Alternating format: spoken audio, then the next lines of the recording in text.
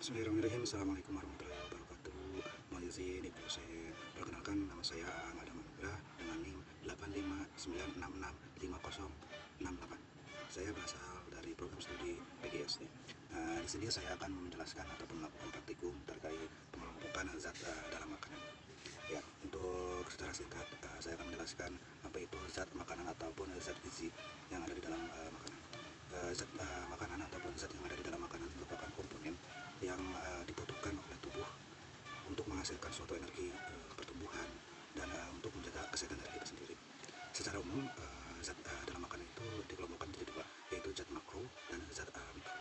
Adapun untuk zat makro sendiri itu yang benar-benar yang harus ada di dalam kita karena membutuhkannya itu dengan jumlah yang besar sebagai sumber energi utama dalam pertumbuhan dan pembangunan untuk tubuh kita sendiri. Itu bisa termasuk seperti karbohidrat, protein, dan lemak. Kemudian untuk zat mikro sendiri yaitu berfungsi untuk cadangan ataupun penambah seperti halnya vitamin, mineral itu fungsinya untuk menjaga metabolisme tubuh kita itu dan menjaga fungsi-fungsi organ dari tubuh kita. Kemudian ada pun tadi yang disebutkan dalam makro, zat makro seperti karbohidrat. Karbohidrat itu bisa dari nasi, dari jagung, dari umbi-umbian. Karena karbohidrat ini sumber utama bagi tubuh kita dan karbohidrat itu tubuh kita itu memerlukan banget karbohidrat. Kemudian tadi ada protein. Protein sendiri itu fungsinya untuk perbaikan jaringan-jaringan dari tubuh kita ataupun sebagai pembangun dari fungsi-fungsi di organ-organ kita. Itu bisa terdapat di daging, di ikan, di telur, di susu itu, dan tempe dengan cara itu bagus itu mengandung protein. Kemudian ada lemak bisa dari mentega, bisa dari santan ya, kacang-kacangan kita. Lemak ini juga sebagai cadangan energi juga, sebagai juga pelindung dari organ-organ kita dan membantu untuk penyerapan vitamin-vitamin tertentu. Kemudian untuk vitamin dan mineral itu termasuk ke dalam zat mikro. Nah, ini walaupun jumlahnya sedikit tetapi ini sangat penting. Kenapa? Karena ini untuk pembentukan misalkan pembentukan tulang, untuk menjaga keseimbangan cairan di dalam tubuh kita gitu. Dan nanti semua zat yang ada dalam makanan saya kelompokkan, dan nanti juga saya akan melakukan praktikum sebanyak 20 jenis bahan makanan. Dan untuk alat-alat bahannya sendiri nanti saya pertama akan menggunakan buku catatan sebagai catatan saya dan alat tulis. Kemudian ada kamera yang membuat dokumentasi dan video ini. Kemudian nanti ada plastik untuk sebagai alasnya. Kemudian ada jenis-jenis bahan makannya itu sendiri. Jadi ada terdapat 20 jenis. Nanti saya akan mengelompokkan terkait zat makro dan zat mikronya sendiri. Dan juga saya akan mengelompokkan jenis makanan ini ke makanan pokok, ke makanan sayur-sayuran, buah-buahan, tambahan. Nanti saya akan kelompokkan seperti itu. Nanti kita saksikan saja di video ini, dan kita lanjut saja ke praktikumnya. Baik, lanjut. Baik, kita akan memulai untuk mengelompokkan jenis-jenis bahan makanan. Yang pertama itu saya akan melakukan persiapan terlebih dahulu.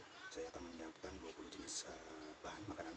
Kemudian nanti saya akan melakukan pencatatan terkait sudah dikelompokkan jenis bahan makanan masuk ke protein, ke karbohidrat, ke lemak, ke vitamin. Nanti saya akan catat semua dalam buku catatan, dan kita langsung saja tunjukkan untuk jenis-jenis makanan, dan nanti kita langsung kelompokkan. Ya, di sini saya sudah mempersiapkan semua jenis bahan makanan yang akan saya kelompokkan, dan di sini ada 20 jenis makanan ya. Kita langsung saja. Yang pertama ini ada nasi. Nasi ini masuk ke karbohidrat. Kemudian di sini ada tahu. Tahu ini masuk ke protein. Kemudian bakso. Bakso ini juga masuk ke protein. Kemudian di sini ada sosis. Sosis juga mengandung protein. Kemudian ada telur. Telur ini juga mengandung protein ya. Kemudian kita lanjut, di sini ada tomat. Tomat ini mengandung vitamin. Kemudian untuk wortel ini juga mengandung vitamin. Kemudian di sini ada terong terlebih dahulu. Terong ini mengandung vitamin juga ada. Kemudian ada labu atau penggaluh kalau di sini ya. Ini mengandung vitamin juga. Kemudian ini ada kentang mengandung karbohidrat. Kemudian ada buah ataupun jambu biji. Jambu biji ini mengandung vitamin. Kemudian ini ada buah melon. Buah melon ini juga mengandung vitamin. Kemudian ada pisang juga bisa mengandung vitamin dan karbohidrat. Kemudian di sini ada roti ini juga mengandung karbohidrat. Kemudian ada tempe ini mengandung protein. Kemudian ada kacang tanah ya, ini kacang tanah.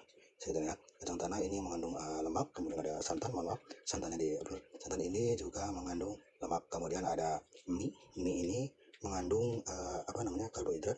Kemudian mentega ini mengandung lemak ya. Kemudian ada jagung ini mengandung karbohidrat. Nah, ini semua adalah jenis-jenis makanan yang saya melakukan uji coba, dan kemudian saya akan mengelompokkan kelompok makanan ini menjadi 5. yaitu makanan pokok atau sumber karbohidrat, lauk pauk atau sumber protein, sumber lemak, sayuran, dan buah-buahan. Yang pertama itu makanan pokok.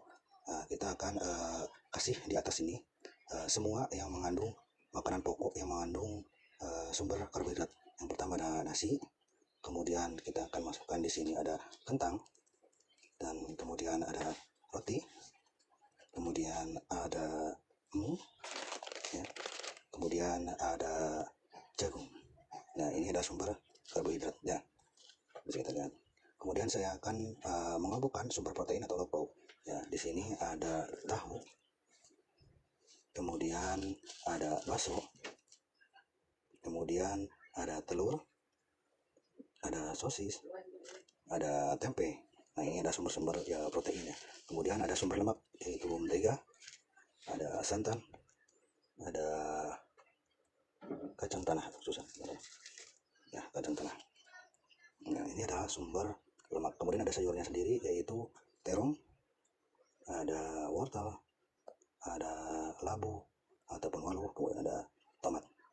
Ya, ini adalah sayur-sayuran. Kemudian buah-buahannya yaitu ada pisang, ada melon, dan ada jambu biji. Nah, sudah saya kelompokkan jenis-jenis makanan ke dalam kelompok makanan, baik sumber karbohidrat, protein, sumber lemak, sayuran, ataupun buah-buahan.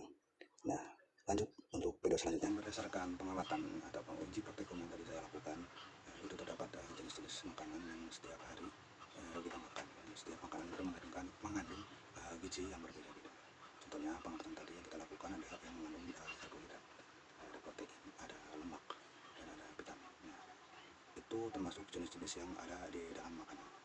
Dalam uji coba ini saya bisa mengetahui bahwasanya makanan ini termasuk ke dalam makanan sumber karbohidrat, bisa mengetahui bahwa ini adalah sumber protein, bahwasanya ini sayur-sayuran yang untuk menjaga keseimbangan, untuk buah-buahan untuk menjaga fungsi organ agar tetap sehat. Dan kemudian ada makanan-makanan seperti tahu, ada makanan seperti telur, ada susu, sosis, ada bakso. Itu makanan-makanan ataupun lauk pauk yang mengandung protein-protein. Nah, itu semua jajaran makanan yang nantinya dikonsumsi itu akan menjaga kesehatan ataupun perkembangan dari tubuh kita. Makanya mari kita tetap jaga kesehatan untuk tubuh kita dengan memakan makanan yang bergizi, dan kemudian kita harus mengatur apa yang masuk ke dalam tubuh kita, karena lebih baik kita menjaga kesehatan daripada kita memperbaiki kesehatan ataupun mengobati ya. Mari kita jaga kesehatan untuk halnya kita sebagai manusia yang nantinya akan meninggal, tetapi ketika kita menjaga kesehatan umur kita akan menambah baik, bagus ya. Terima kasih. Baiklah, untuk kesimpulan dari praktik kali ini berdasarkan pengamatan yang tadi sudah kita jelaskan tadi juga bahwasanya ada makanan-makanan pokok, ada makanan lauk pauk ataupun makanan-makanan yang menambah ataupun sebagai tambahan untuk di tubuh kita, ada karbohidrat, ada protein, ada lemak, ada vitamin, itu sebagai fungsi untuk fungsi tubuh kita agar menjaga kesehatan kita.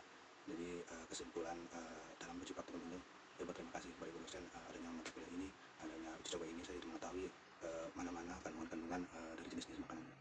Dan kemudian mungkin saya mengucapkan permintaan maaf kepada Ibu dosen apabila dalam uji praktikum ini ada kesalahan ataupun adanya keliruan. Mohon untuk senantiasa memberikan saran dan bimbingan pada saya sendiri.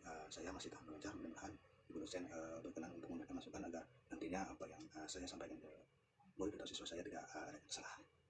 Baik, terima kasih Ibu dosen atas perhatiannya. Ya, untuk praktikum kali ini terkait pengelompokan jenis makanan, saya akhiri. Next video ya, untuk lebih detail terkait karbohidrat dan lemak akan saya uji langsung dalam praktikum selanjutnya. Terima kasih. Assalamualaikum warahmatullahi wabarakatuh.